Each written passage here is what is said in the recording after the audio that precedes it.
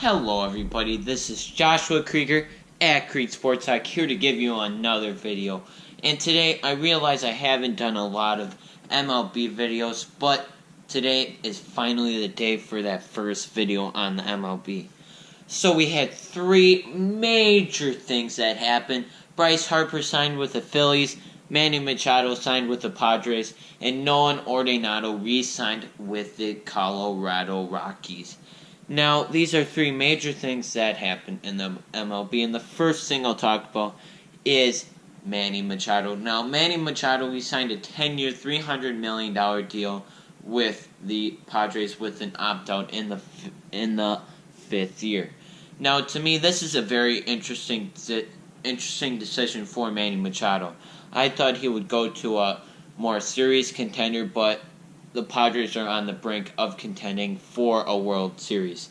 They really have a good starting lineup, and they have one of the best farm systems in the MLB. So you can use that farm system now as a trade tool to get some top pitching prospects, because I was talking to my one of my very good friends.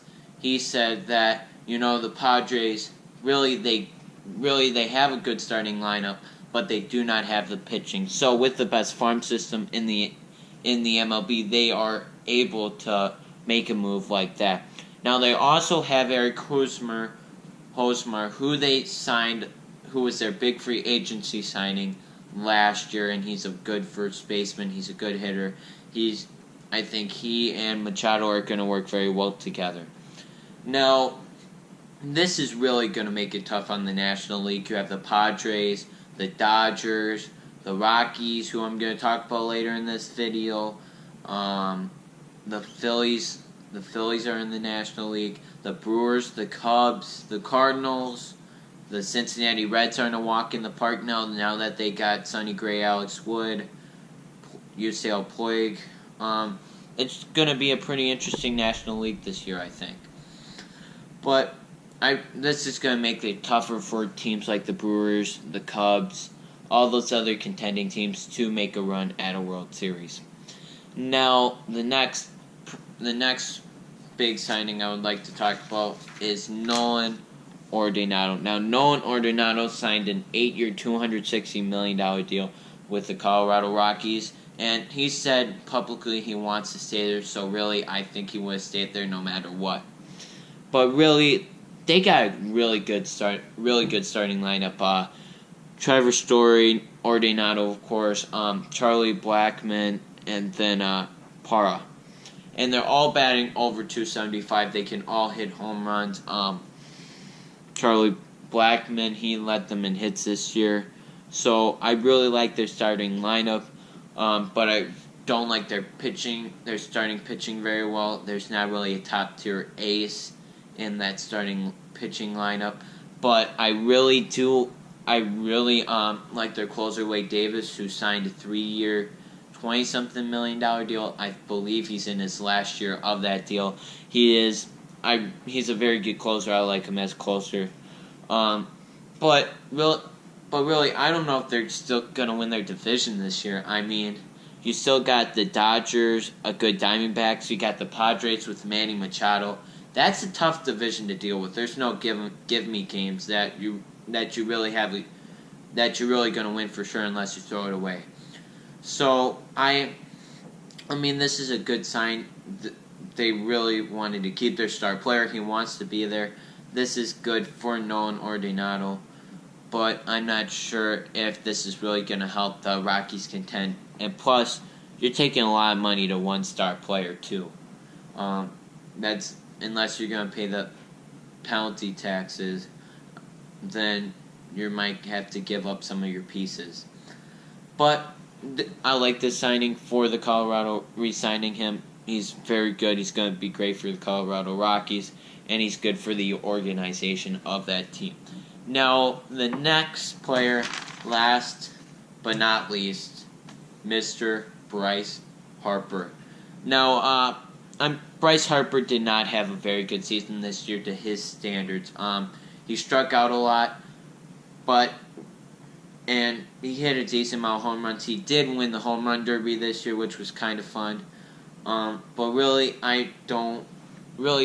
Bryce Harper has been very severely hurt by the shift. So he's a good home run hitter, and he can hit other than a home run, but I really don't think he was worth the deal they gave him. They gave him a 13-year, $330 million contract with, I repeat, no opt-outs. I repeat, no opt-outs. So I really don't get why he didn't put any opt-outs in this contract, or he didn't try to negotiate opt-outs. I think 7-8 years down the line, the Phillies aren't going to be contending. I'm not sure they're contenders, I would say, right now for a World Series. I'm surprised he didn't get any opt-outs in, so that way he can opt out and he can get and he can sign with a different team that is contending. I think one of the reasons why he could have not gotten opt-outs is because really the free agency market for the MLB has really drastically changed. People used to just grab on those free agents. They would overpay for these free agents, but now teams do not want to go over the tax penalties. So I think this might have been a reason why he signed with the Phillies and got all the money he could and for the length of his contract. So I really don't like these 13-year contracts for Bryce. For any team, I really think a lot can happen in 13 years. I do not think he's 26. I do not think 13 years down the line when he's 39 he's going to be able to uphold that production. I'm going to compare him to Ryan Braun. Ryan Braun, he signed that Hoots contract, 5 years, 100-something million, and look what's happened. He has not lived up to that contract largely. So, really, Bryce Harper. And another point here, the Phillies are going to make that money back they're spending on him, but really, did they want to go over the luxury tax? He's one of those very influential people in baseball that I think he's really going to draw people to their stadium. He's going to make the money. They're going to buy his jerseys. It's kind of like with LeBron. When LeBron moves to the Heat's going to make tons of bushels of money. Same thing with the Phillies. But really, I think he picked a good spot in the NL East. As much as I didn't say I don't like the Phillies for a World Series contender, I really think they do have a shot at winning their division. They really have a good starting lineup. Andrew McCutchen, they signed Gene Segura and JT Realmuto, which he's a pretty good player, one of the better catchers in the league. Gene Segura, he was with the Brewers for a while, and then he also played with, I believe he played with the Padres too. So he's a pretty good shortstop. When he was with the Brewers, he wasn't playing as well as he is now. Andrew McCutchen, he can still, as old as he is in baseball standards, he can still bat very well. But he's an older player, you have to realize that. But I like their starting lineup. They have some good quality starting pitchers. They're Aaron Noel. He was their best pitcher this year, even better than Jake Arrieta, who they signed to a 3-year, $90 million deal, I believe. Arrieta's been one of those quality pitchers in the Major League Baseball. And this Aaron Noel, I checked his stats. He's a pretty good player for them. Now, same thing with the Padres. This is going to make the National League even harder. As I said before, you got the Padres, the Dodgers, the Colorado Rockies, the Cubs, the Cardinals, the Brewers, and then you really got the Phillies. So it's going to be an interesting playoff race for these teams. I'm looking forward to watching baseball this year. I think it's going to be pretty cool.